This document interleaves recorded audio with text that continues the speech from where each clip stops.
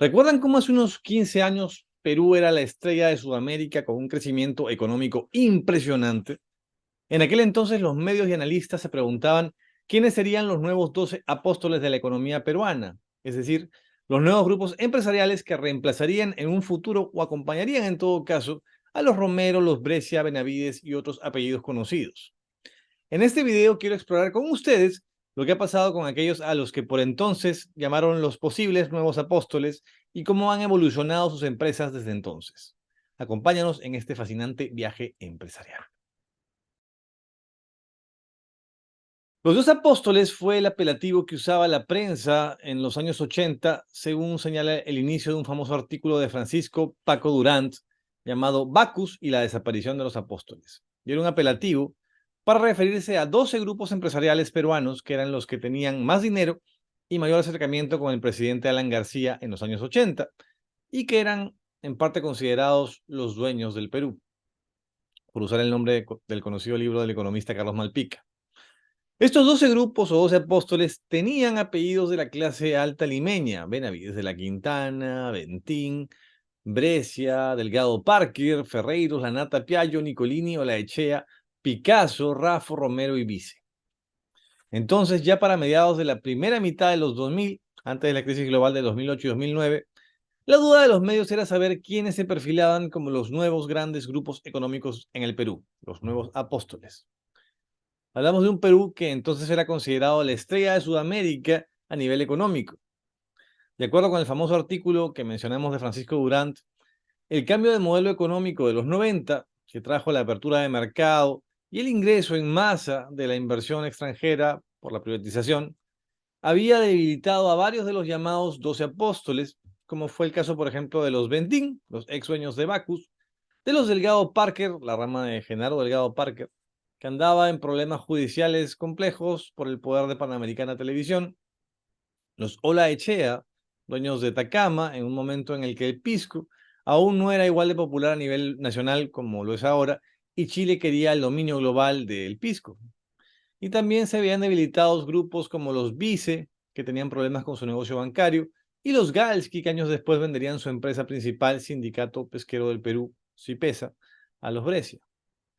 Para entonces, mediados del 2000, algunos de esos 12 apóstoles ya se consideraban extintos, como por ejemplo los Lanata Piaggio, los antiguos dueños de la cervecera Pilsen, y los Nicolini, que habían vendido su empresa Nicolini Hermanos al grupo Romero, o también al grupo Lucioni, que se dedicaba antes al retail con empresas como Carsa. La economía peruana se transformó desde inicios de los 90. El sector exportador, no solo en lo minero, también en lo agro, en pesca y en textiles, se había expandido exponencialmente y el consumo interno se mantenía cada año en alza. En medio de esa coyuntura económica, de los medios se preguntaban de manera bastante seguida quiénes serán los nuevos grupos económicos surgidos o consolidados en esta nueva economía, o dicho de otra manera, quiénes son los nuevos apóstoles. Muchos empresarios comenzaban a sonar con fuerza como casos de éxito de emprendimientos regionales por entonces. Estas notas se publicaban en diarios de alcance nacional, en programas dominicales y en las muchas revistas especializadas que habían hace algunos años en el país, revistas que se hacen extrañar, por cierto, como el caso de Poder.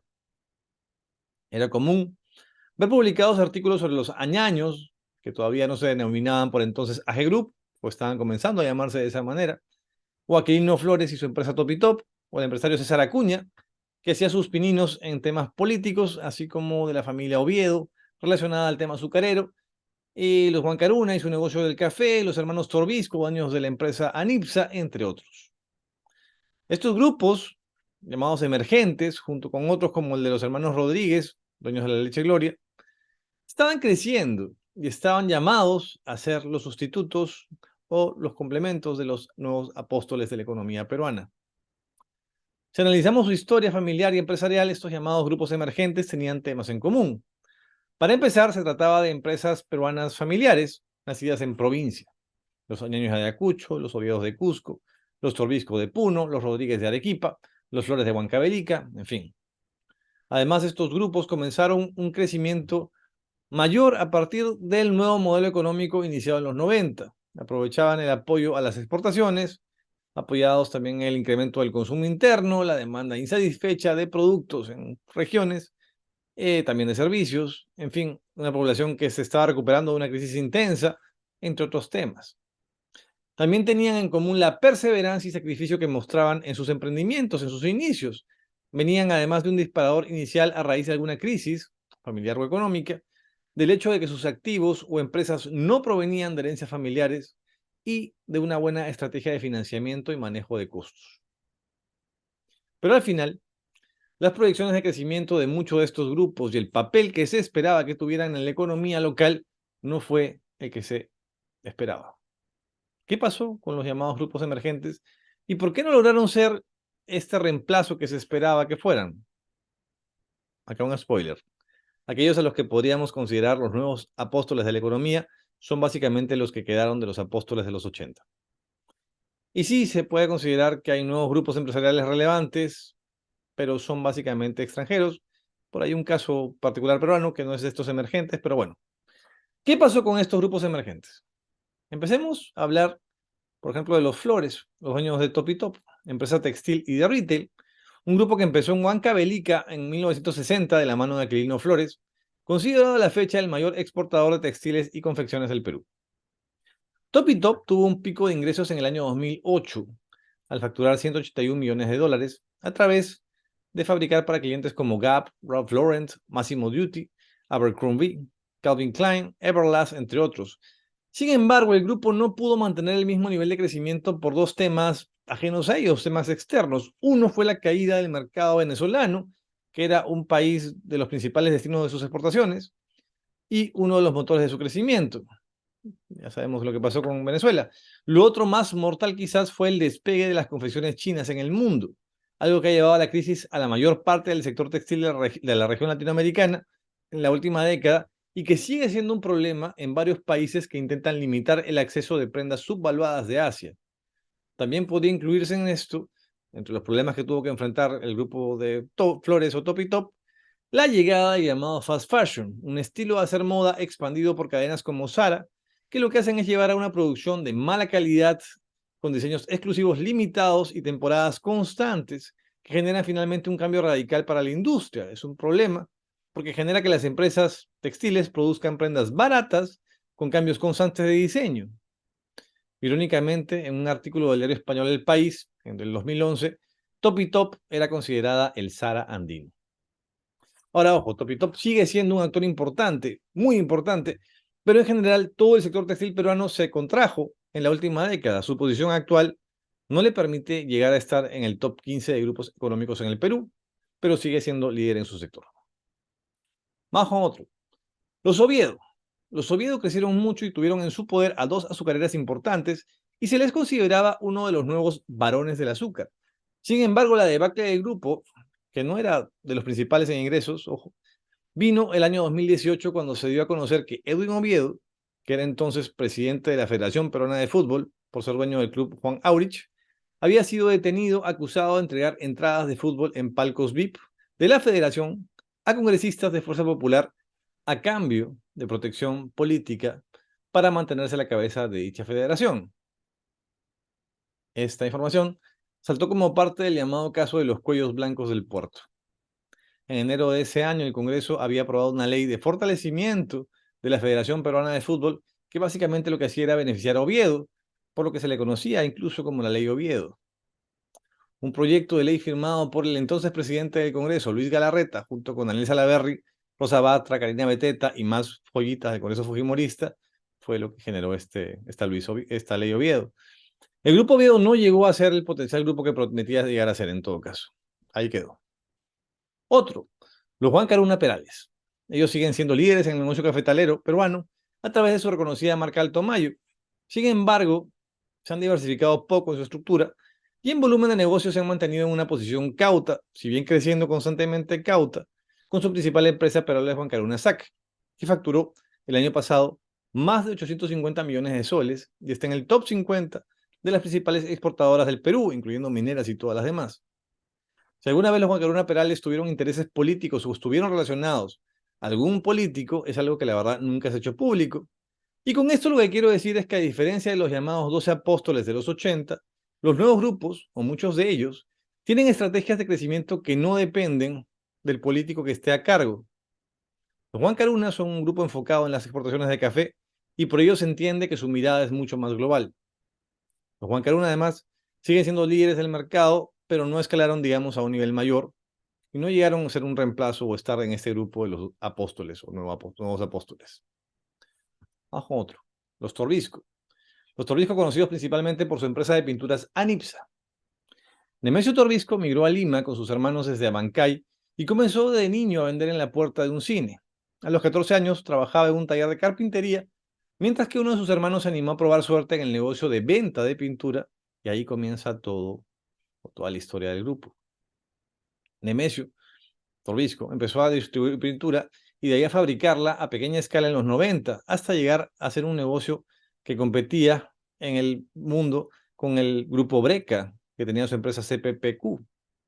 El grupo Torbisco cuenta en la actualidad con una planta de pintura de 65.000 metros cuadrados, un equipo de más de 600 trabajadores y 34 camiones de reparto. Son la segunda principal empresa del rubro de pinturas y su facturación bordea los 240 millones de soles. Pero para poder compararlos con los antiguos 12 apóstoles, a nivel de tamaño aún le faltaría. Este grupo ha seguido y seguirá creciendo sin duda, pero lo hace a un ritmo más prudente y sostenible en un mercado que está desacelerado o de caída por la caída del sector construcción, clave para su mercado. Vamos con otro, los Añaños, el grupo más global del Perú, aunque por temas de estrategia y de alcance global, no tienen a nuestro país como centro de sus operaciones. En la actualidad al menos. La historia de los Añaños es conocida por la mayoría de nosotros. Un grupo familiar que empezó en Ayacucho, un mercado que estaba bloqueado en los 80s, en medio de la guerra interna con Sendero Luminoso, y donde no podían llegar a abastecer de gaseosa a la población por los temas con Sendero. Esto llevó a Jorge Añaños y su esposa a producir ellos mismos gaseosas, utilizando inicialmente botellas de cerveza para abastecer la demanda con productos de calidad a bajo costo. El éxito de esta iniciativa los lleva a expandir la propuesta a otras regiones del país, donde además de poco abastecimiento, la Coca-Cola y la Inca-Cola, reyes del momento, tenían precios muy caros. Y ahí, donde había precios altos, los añaños ofrecían envases más grandes a menos precio y valorando una buena cadena de distribución antes que gastar en campañas de marketing, o sea, bajo costo. Con eso rompen el mercado local y se expanden con los años a las demás regiones del Perú con el mismo éxito. Pero a la par, además, se fueron capacitando en escuelas de negocios y se dieron cuenta de algo que podía parecer evidente, pero que así como muchas otras cosas parece evidente, pero no por eso uno sabe aprovechar las oportunidades. Y es que esos problemas de la población peruana desatendida, con una demanda activa, pero con bajos ingresos, era algo común en muchos países de América Latina. Con ello, viendo esto, fueron expandiéndose regionalmente hasta llegar a México, el segundo país con mayor consumo de gaseosa del mundo, luego de Estados Unidos. En ese camino, con la misma estrategia, se pelearon más de una vez con Coca-Cola, a los que obligaron por oferta y demanda a bajar sus precios en una guerra de David y Goliat que los peruanos fueron ganando. Y después de eso, ¿a dónde más ir? ¿Qué otras regiones tienen mercados con problemas similares? Bueno, ahí estaban Asia y luego África. El actual nuevo reto de AG Group es el crecimiento en Europa y Estados Unidos, que son mercados más premium, digamos.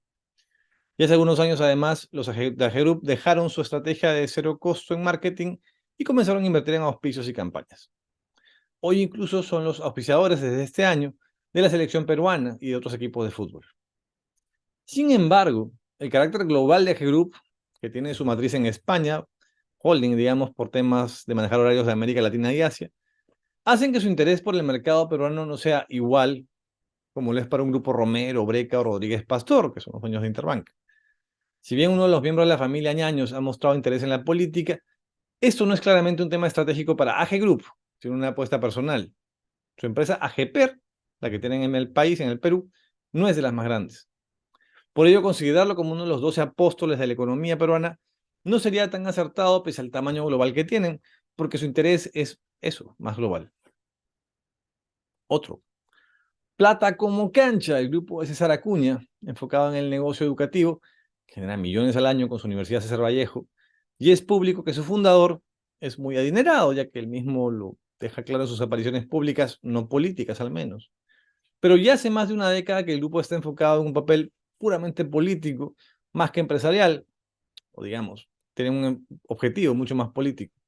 César Acuña empezó su carrera política en el norte, y desde el Congreso su partido tiene alcance nacional.